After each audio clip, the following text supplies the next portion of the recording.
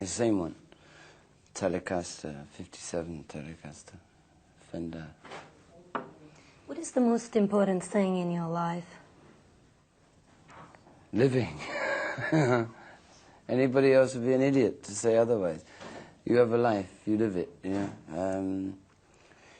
Beyond living, to be able to make some good music and to be able to continue to do so. That's important to me. How has the rock industry changed during those years you've been in it? Or has it changed anywhere? There's been a lot of changes, but at the same time, things change and they don't change, you know. When I started, it was a very small business, comparatively. And small PA. And no PA. Yeah. At all? None at all, yeah. Until '69, the Rolling Stones never worked with a PA. But it's changed in other respects from the point that from when the Beatles and the Stones started, you basically working with record companies that, and a lot of them still are, they're building, it's a tax write-off. You know? It was something to save some money, to make records. It was a small part of their operation. They're making missile guidance systems, heavy electronics, EMI, Decca, these big companies, RCA. Their main business is somewhere else, and the record company end of their business is, if you make some Bach and some Beethoven records, you could then write off some on tax, cultural tax. So to pay for that, they would make pop records, make rock and roll records, to make the record company pay for itself. Now it's just enormous. Now some of those companies, the record business is the biggest part of their business, and so things change. The ratio of good stuff and bad stuff doesn't change either. It's 97 bad, 3 good. What is the best song you've ever written? I don't know. You tell me. I don't know. It's that's subjective. Somebody else. I like Satisfaction. I like Tumbling Dice, Street Fighter Man. I like Make No Mistake About It. I like. There's too many for me to choose from. You know, the good ones I like, and there's other ones that I forget about. And then sometimes I hear them and say, "Oh, that actually wasn't so bad." But to choose one, actually, well, I mean, Jumping Jack Flash, you know, yeah, I mean, I can go with that. You know, Brown Sugar, yeah. When will we see you in Finland? People really wait for you. I played there once, Pori, at least. But in the summer festival. It's an incredibly beautiful country. Actually, we filmed it. Yeah? We have it still. Yeah? Oh, I didn't know that. I've seen the film. Yeah, it was in the middle of the forest by a lake, sea. Yeah. I remember sand and water and pine trees. And I don't know, you see, it's so strange. You know, it's like to ask somebody like me, when you're going to play in Finland, yeah.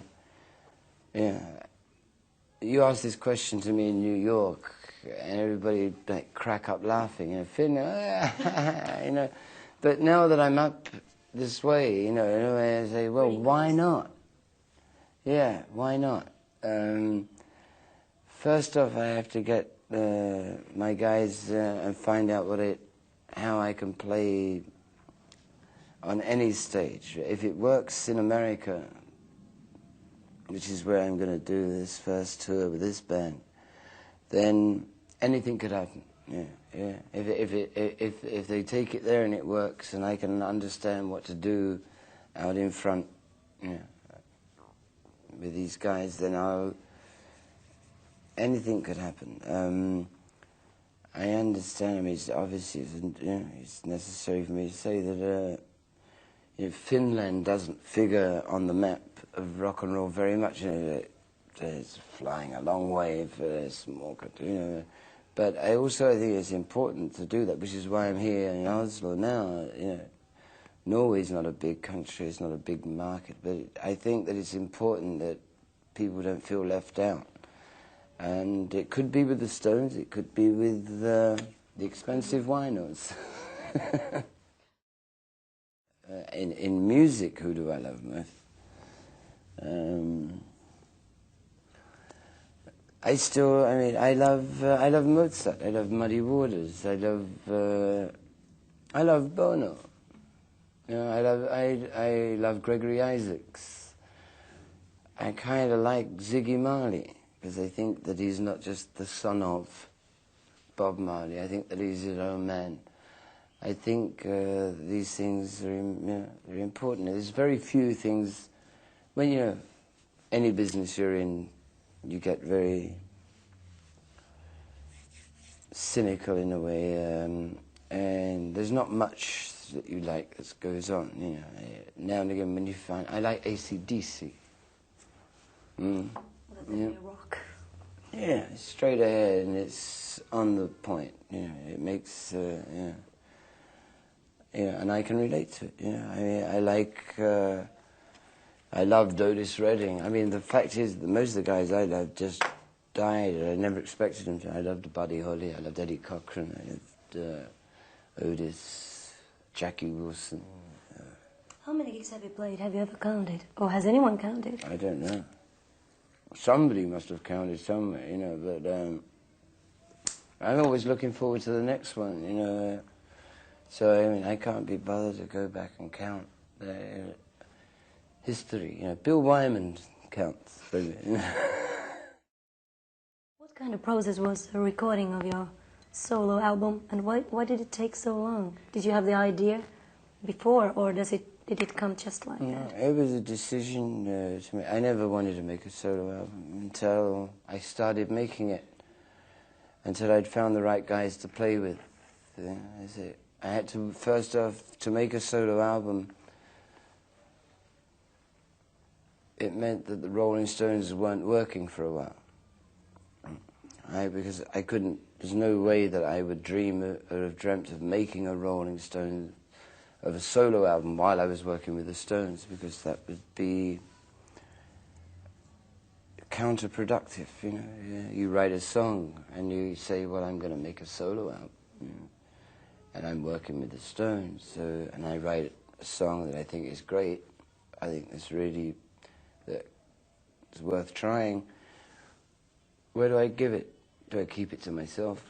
Do I give it to the Rolling Stones? Why tear yourself apart? I did this record because there was no possibility when I started to make this record that the Stones were going to come back together. So I didn't have that problem, and also I'd found the right musicians to do it with, and I'd found the right guy to write with, Steve Jordan, and the weirdest collection of people you could wish to meet. When you're in the studio, nobody's the boss. It's really a matter of finding guys you can work with, but it's a consensus of opinion where you look at the little smiles on people's faces while you're playing, and there's nobody has to say, this is, nobody has to play boss man. You look around and it's like that, and the smile is the boss. I went to Canada, near Montreal, and in 10 days I had 7 tracks, which Stones speed is just like a laser beam. Stones take forever and ever, and I always thought it was my fault. Everybody told me always that it was my fault that the Stones took so long to make a record. But in actual studio time, I don't know, 3-4 months actually in the studio, which is incredibly short compared to the Rolling Stones, the way I've been working before. Did you aim at a typical live sound with very few overdubs? Yeah. Yeah, that was about the only if you can call it